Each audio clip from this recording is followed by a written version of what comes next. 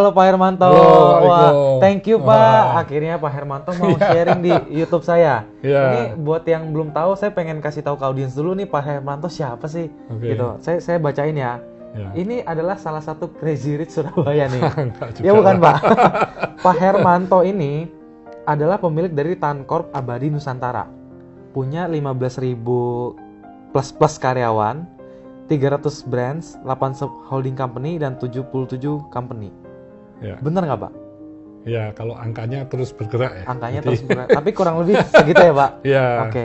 Hermanto Tanoko lahir dari pasangan Sutikno Tanoko dan Suryani Tanoko. Anak bungsu dari 5 bersaudara ini dibesarkan dan dididik dalam lingkungan keluarga dengan semangat entrepreneur yang tinggi, sehingga membuatnya tumbuh menjadi pribadi yang inovatif, tegas, visioner, hingga menjadi sosok pendiri Tancorp Group. Ini salah satu guru dan mentor dan inspirasi saya gitu Pak. Kalau boleh nanya, gimana awalnya Bapak bisa merintis usaha sampai akhirnya bisa menggurita seperti ini? Saya itu waktu usia 5 tahun, 5 tahun. itu secara nggak langsung itu sudah dididik oleh papa mama saya. Di tradisi Chinese itu kan setiap Imlek selalu kasih angpau. Oh iya betul. Nah, papa mama ini kalau ngasih angpau kan dia khawatir kalau anak masih umur 5 tahun nyimpen nanti bisa hilang. Saya ditawarin oleh papa mama, yuk mau invest terigu nggak? Oh, Ini gitu. terigu harganya mau naik.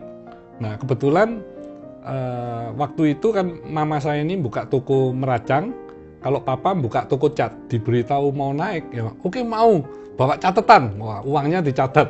Oke. Terus setiap hari jadi tanya, terigunya sudah naik belum? Oh udah, ini mau dibeliin biskuit mau nggak? Oh mau, catat lagi. Wah uangnya tambah lama, kan tambah banyak gitu catatannya. Beli ini, beli itu terus. Akhirnya setiap hari saya ngikutin itu pertumbuhan dari harga-harga dari toko. Terus tambah masuk lagi, keuntungannya berapa? Keuntungannya akhirnya tahu.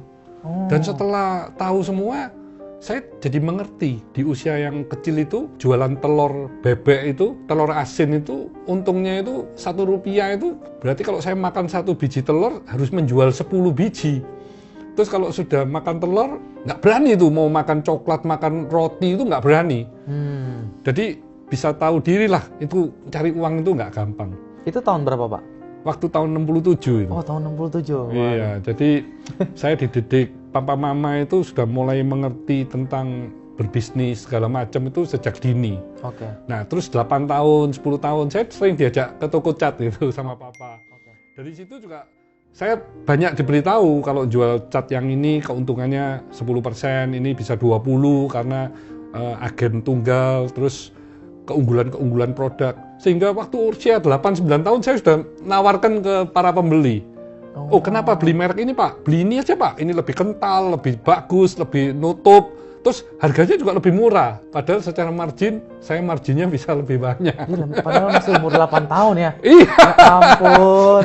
8 tahun udah mulai. Jadi ya udah dibuka gitu dunianya tentang bisnis ya. Bisnis ya. Jadi saya itu sudah punya darahnya ini darah bisnis gitu. Tapi waktu itu udah ada cat Avian belum Pak? Oh belum. Oh belum. Belum. Kan itu masih toko cat. Masih toko cat. Iya. Oke. Usia waktu saya 14 tahun, saya diberi tantangan oleh papa saya. Ini ada apotek nih mau dijual di depan rumah nih. Tapi kalau dibeli siapa yang bisa manage ya? Ya siapa yang bisa ngurus? Tanyanya ke saya ngomong, oh saya aja Pak. Loh kamu bisa? Loh bisa, nanti pulang sekolah saya jaga aja sampai malam. Oh oke. Dibeli tuh sama papa saya. Akhirnya saya suruh jaga apotek. Waduh, apoteknya itu sepi sekali. Karyawannya 15, satu hari satu resep. Resep yang datang itu ditolakin semua, obatnya kosong semua. Waktu itu masih belum mengerti tentang strategic management. Saya ke apotek-apotek yang rame-rame. Terus dalam hati saya harus bisa membuat apotek ini nomor 1 di Kota Malang. Benchmarking dengan apotek-apotek yang ada, saya bawa resep tuh. Saya catat harganya dia berapa, berarti keuntungan berapa. Ngelayanin pelanggan-pelanggan itu berapa menit. Semua saya catat, apotek-apotek itu. Itu untuk benchmark saya. Akhirnya saya minta modal lagi ke papa saya. Semua pembelian mau saya cashin. Oke. Itu waktu itu kalau cash bisa dapat potongan 20% sampai 15% dengan PBF itu. Kan tahun 76. Iya. Nah, potongan yang 15-20 saya berikan semua ke pelanggan. Wah, jadi apotek saya itu harganya paling murah. Terus saya tambahin lagi ongkos kirim gratis. Karena obatnya nggak lengkap. Kalau resep ada, barangnya nggak ada. Saya ngomong, udah kirim aja, yuk nggak usah tunggu di sini, gratis. Waduh, apotek saya itu dalam waktu relatif singkat ya, nggak sampai setahun itu sudah rame. Saya nggak bisa duduk sudah. Jadi rame sekali apoteknya. Tapi Pak, apa yang membuat anak umur 14 tahun bisa seberani itu mengambil keputusan saya pengen buka bisnis apotek, pengen menjalankan? Karena sebelumnya kan memang saya ada background juga sering bekerja ya. Oh. Jadi waktu di apotek itu saya benar-benar dibayarin dan bekerja sebagai profesional. Tidak boleh absen sama sekali loh, setiap harinya. Saya pernah setelah 4-5 bulan bekerja ya, jam 3 sampai jam 4 itu biasanya dokter belum praktek kan waktunya masih longgar. Ya. Saya buat PR itu. Papa itu nggak pernah datang, bisa datang. Terus dia tanya, "Duh, ngapain kamu di sini?" "Oh, buat PR, Pak." "Kamu di sini ngapain?" "Buat PR, Pak." "Kamu di sini ngapain?" Wah, agak keras. "Kerja, Pak." "Betul." Kalau kerja ngapain buat PR? Apotek kalau sepi, you pikir gimana supaya rame? Obat-obat you liatin tuh semua, you cekin semua. Yang mau expired itu yang mana? You periksa itu. Bukan buat PR. Kalau sekarang ada pelanggan masuk, you PR-nya mau ngisi, you ngisi dulu atau melayani pelanggan dulu? Ngisi, Pak. Makanya nggak boleh. You di sini bekerja bukan untuk buat PR. Ya, Pak. Waktu itu saya ya pelajaran yang paling pahit dan paling saya ingat. Jadi kalau memang bekerja, roh kita harus di sana dan kita fokus untuk membesarkan perusahaan itu. Itu baru bisa jalan gitu. Berarti dari kecil itu udah didikan orang tua tuh udah benar-benar keras dan membuat. Oh iya. Paham. Dan suka sekali kalau keuntungannya sudah ada keuntungan, itu papa saya selalu ngajarin suruh beli emas. Oh, jadi gitu. saya beli emas 50 gram, 100 Iya. gram, lama-lama banyak saya tukerin ke 1 kilo, itu Oke. usia masih 15 itu. Oke. 1 kilo itu saya buat tidur dulu itu, sebelum saya kasih ke papa itu. Jadi ya, itu kenangan lah. Jadi saya semua mandiri, beli Oke. sepeda motor, Iya, uang iya, sekolah, mau beli speaker, beli apa, saya pakai uang sendiri semua. Nah Pak Hermanto, saya singkat cerita bagaimana kejadiannya sampai Bapak tuh bisa membangun Cat Avian, membangun banyak brands dengan berapa belas ribu karyawan tadi. Saya di usia 20 tahun, saya diminta papa untuk membantu papa membesarkan Avian. Oke. Jadi papa ini dari toko cat tahun 62 sampai tahun 78 masuk ke pabrik cat Oke. dengan 18 karyawan itu tahun 78. Oke. Home industry lah. Nah, saya masuk itu tahun 82 Desember. Jadi efektifnya itu awal tahun 83. Pertama kali saya bantu di Avian, saya kaget. Nggak ada lab. Loh, ini semuanya tesnya itu pakai ala kadarnya. Pakai jam, gitu. pakai tangan, nggak pakai alat apa-apa. Terus nggak ada record. Saya ngomong, "Pak, saya boleh nggak buat lab?" "Oh, silakan." Dia ngomong. Jadi pertama kali saya masuk, saya set up lab, saya hire chemist. Saya rapikan semua dari sisi QC, terus saya perkuat R&D. Karena saya sudah dididik mulai kecil itu masuk ke bidang yang saya masukin itu, saya bagaimana harus bisa menjadi nomor 1. Jadi waktu di Avian pun, saya waktu itu masih home industry juga, masih kecil itu ya. Saya tanya Pak, Avian ini mimpinya mau kemana nih, visinya apa? Kita mau jadi pabrik cat yang terbesar di Indonesia. Wow, yes. Makanya saya ngomong, ini harus di set up ini labnya. Chemisnya juga harus siap. Nah, dari situ Avian itu bertumbuh terus, tiada henti. Jadi kalau 10 tahun itu puluhan kali, dalam dekade ke-20-nya itu ratusan, terus tahun ke-30-nya ribuan, ke-40-nya puluhan ribu growth-nya Avian itu. Jadi bayangin, dari home industry setelah 40 tahun bisa menjadi pabrik cat yang terbesar di Indonesia, perusahaan lokal yang di awal bersaing dengan perusahaan-perusahaan dunia ini yang masuk di Indonesia. Betul. Ya. Dan akhirnya dari Avian itu malah sekarang merambah beberapa jenis bisnis ya. Iya. mulai akuisisi beberapa bisnis Betul. gitu, banyak sekali. Oke Pak, apa yang dipikirkan pada saat umur 20 tahun tadi? Bapak kan udah tiba-tiba udah bisa langsung, wah ini harusnya ada lab, ada R&D, ada ini. Padahal kan awalnya nih Bapak nggak punya pengetahuan soal itu kan, terus kok bisa inisiatif untuk mengarah ke sana gitu? Karena kami ini untuk yakin ya, untuk membesarkan sebuah usaha itu yang paling penting itu adalah customer focus. Oh. Kami memikirkan customer ini supaya happy, supaya mereka itu satisfied dengan produk-produk kami. Jadi kami juga melakukan berbagai macam efisiensi di proses. Bagaimana kami ini bisa paling efisien sehingga dengan kualitas yang sama, kami bisa memberikan harga yang lebih baik, atau dengan kami berikan harga yang sama, kualitas kami lebih tinggi. Oh, oke. Caranya, jadi kami ini adalah perusahaan cat satu-satunya di dunia yang terintegrasi. Oke. Jadi Avian ini membuat mulai dari bahan baku utamanya yaitu resin, termasuk semua mesin-mesin filling, conveyor, semua kami buat secara terintegrasi. Jadi pengiriman kaleng dari pabrik cat yang jauhnya beberapa kilometer itu cuma pakai conveyor aja sudah masuk ke line filling kami. Jadi very efficient. Drum itu tidak perlu semua gitu. Itu kan sangat costly. Dan akhirnya kami bisa memberikan yang terbaik kepada konsumen. Sehingga growth-nya itu bisa bagus. Berarti berawal dari mendengarkan konsumen. Ya. Peduli dengan konsumen. Memikirkan konsumen. Oke. Ya, ini awalnya gimana dari 20 tahun nih Pak Hermanto bisa sampai sebesar ini ya, ini salah satu kuncinya. Oke, saya pengen tanya lagi. Di internet ini saya sekarang pengen berbicara soal papanya Pak Hermanto nih. Panggilnya ayahanda Pak.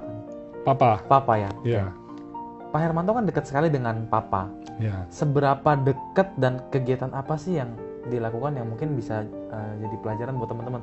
Saya sempat nulis juga di Instagram kan, betapa dekatnya Pak Hermanto dengan Papa kan, sampai tidur segala macam juga. Ya, jadi saya mulai kecil karena mungkin anak terkecil ya. Saya tidurnya itu sama papa mama itu sampai usia 12 tahun ya. Jadi setiap malam tidur berbarengan dan setiap malam itu saya selalu diberi cerita sama papa.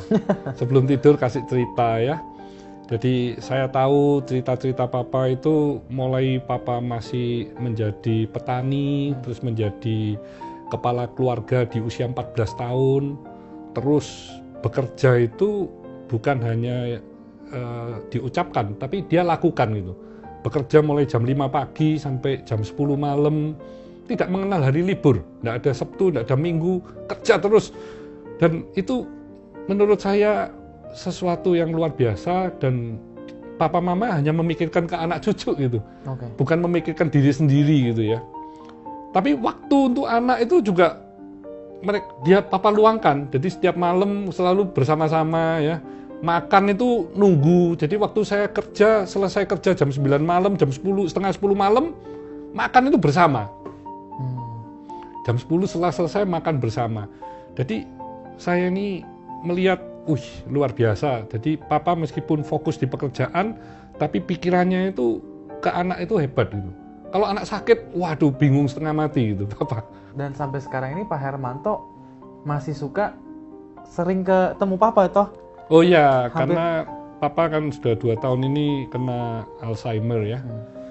Jadi Papa selalu mencari saya terus juga.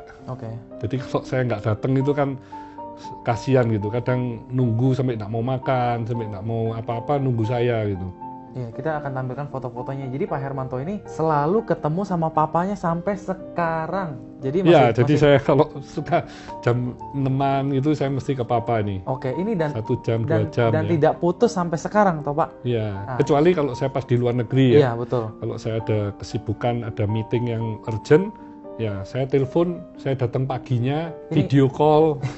Ini menurut saya salah satu hal yang sangat menginspirasi ya teman-teman. Kemarin saya juga sempat ketemu Pak Hermanto waktu sama Pak Tung itu, betapa Pak Hermanto membuktikan kalau dia sangat sayang kepada orang tuanya.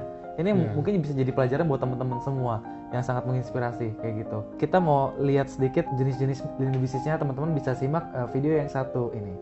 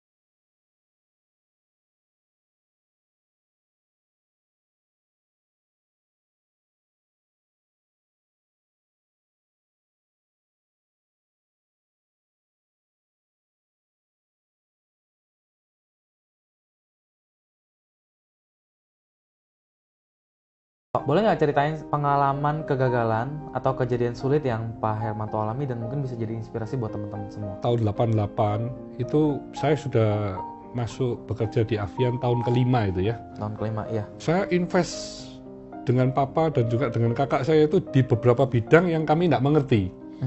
Masuk ke bidang disket, masuk ke bidang perusahaan kayu, furniture yang nantinya orientasinya ekspor, masuk ke bidang kulit. Dari situ setelah perusahaan itu berjalan, kami akhirnya sadar kami harus fokus kembali ke cat.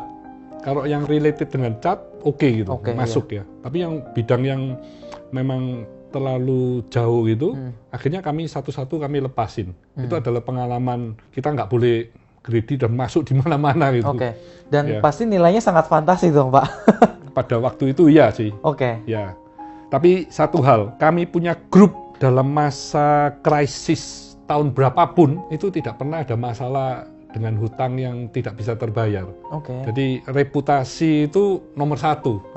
Papa saya itu selalu berpesan, kamu menjadi seorang bisnismen, itu yang paling penting itu integritas. Kamu harus bisa dipercaya. Kalau ada kesusahan, tapi kamu sudah ada komitmen untuk membayar, you harus berusaha apapun untuk membayar itu. Jangan kesusahan itu dibuat aji mumpung atau alasan. Tidak ada alasan apapun, tetap harus bayar. Satu nasihat yang luar biasa menurut saya ya. Jadi integriti itu nomor satu bagi kami. Dan sampai sekarang beberapa jenis lini bisnis di Tankop ini kan juga salah satu yang tadi Pak Hermanto sedikit cerita, kita visinya pokoknya harus bersih, harus lurus, harus bermanfaat untuk masyarakat. Jadi biasanya perusahaan-perusahaan kalau start mulai dari kecil itu biasanya pakai uang sendiri. Nah, kalau perusahaan itu sudah bisa memberikan pertumbuhan yang positif, sudah mulai bagus dan dia butuh pendanaan, itu baru pihak bank yang memberikan. Tapi dia sudah bisa membayar bunganya, sehingga perusahaan bisa berkembang lebih cepat. Dan setelah bertumbuh lebih besar lagi dan sudah mandiri, akhirnya investasi tidak perlu terlalu besar, pinjaman itu bisa berkurang lagi sampai akhirnya tidak memiliki pinjaman. Jadi siklusnya itu seperti itu, mutarnya gitu.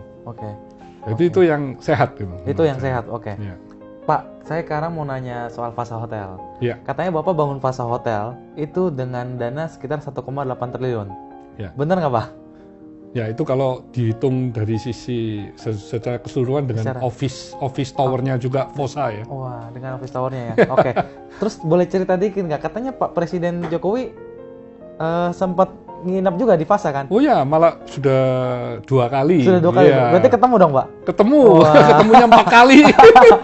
Jadi saya bangga sekali ya, Bapak Presiden bisa tinggal di Fasa dan hari kedua setelah kembali dari Jakarta juga sekretaris beliau ini mengirimkan surat tentang apresiasi dan kepuasannya selama tinggal di Fasa. Oke. Jadi ini adalah kebanggaan bagi saya dan juga seluruh tim manajemen Fasa yang semuanya putra-putri Indonesia. Namanya aja nama papa saya, Fasa itu. Iya, betul. Jadi bangga sekali kami dengan seluruh tim ini ya. Oke. Salah satu hal ya yang paling saya salut dari Pak Hermanto itu, Pak Hermanto orangnya humble banget.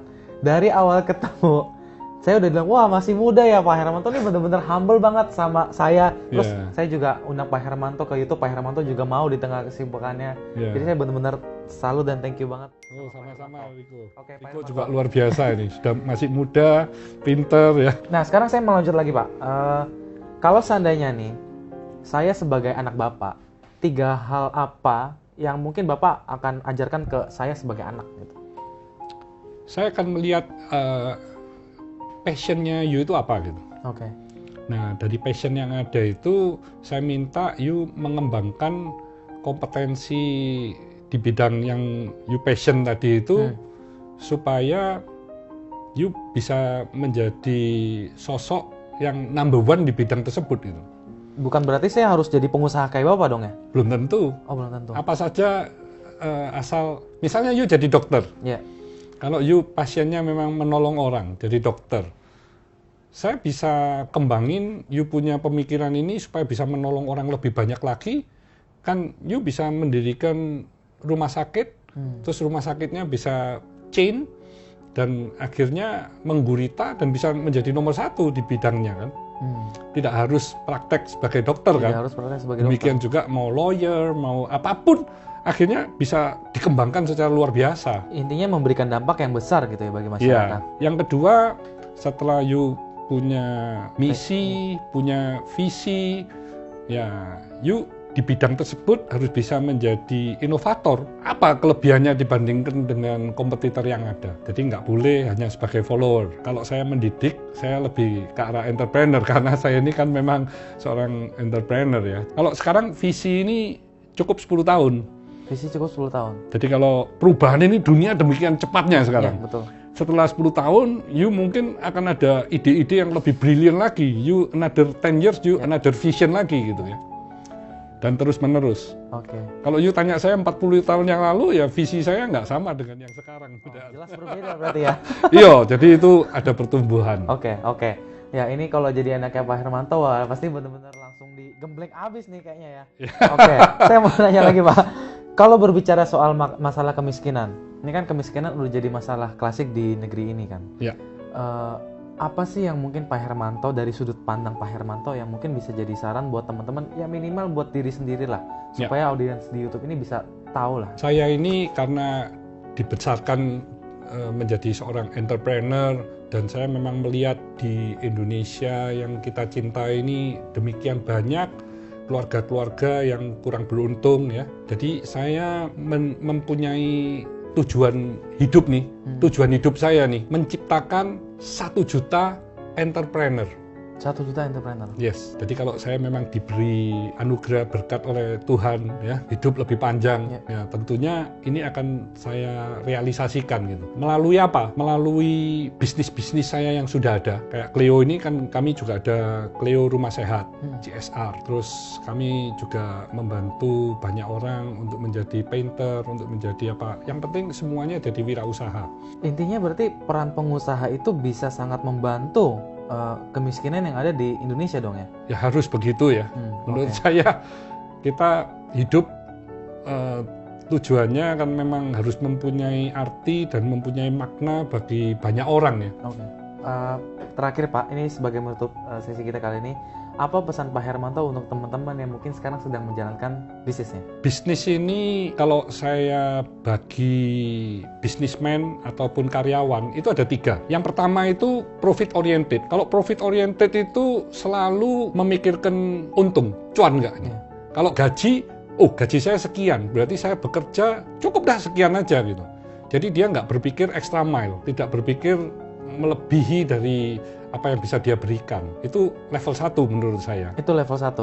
Kalau level 2 itu yang passion oriented. Kalau passion oriented itu berarti dia itu mempunyai gairah tentang apa yang dia kerjakan. Nah, biasanya kalau pengusaha maupun karyawan itu bergairah terhadap apa yang dia kerjakan, dia akan bekerja secara excellent. Dia tidak mengenal waktu, tidak mengenal capek, karena dia memang senang. Nah, pengusaha atau karyawan yang tipikal nomor 2 ini biasanya jenjang karirnya atau bisnisnya akan semakin bagus karena profit itu akan mengikutin gitu. Itu level 2. Level 2, oke. Kalau level 3, purpose oriented. Kalau purpose oriented ini, dia ini mempunyai hati yang sangat mulia. Dia hanya memikirkan bagaimana ini seluruh stakeholder, prinsipal, pelanggan, semuanya ini happy. Tapi dia nggak terlalu mikirin diri sendiri. Nah, kalau ini dia lakukan secara terus-menerus, nomor 1 dan nomor 2 itu akan ikut gitu. Oke, otomatis. Otomatis akan ikut gitu. Sekarang sudah banyak kan buktinya ya. Di Indonesia sudah banyak, sudah ada 1 dekakon, sudah ada unicorn.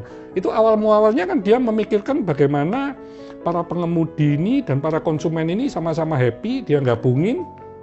Akhirnya perusahaan dia yang bertumbuh secara luar biasa.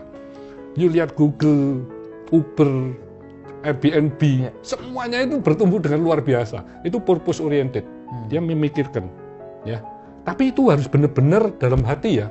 Jangan ada jual beli, itu berbeda nanti. Pasti secara apa yang dia lakukan itu pasti berbeda.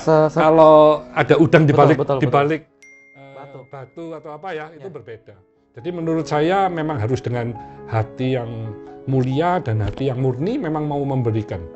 Bagaimana itu konsepnya.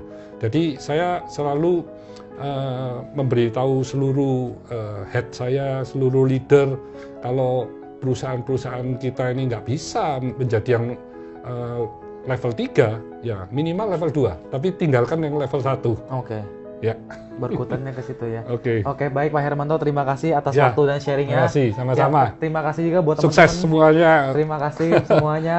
Makasih banget buat Pak Hermanto yang sangat humble ini ya teman-teman. Nanti teman-teman akan saya tunjukkan Instagramnya Pak Hermanto. Pak Hermanto juga suka mengupdate kegiatannya.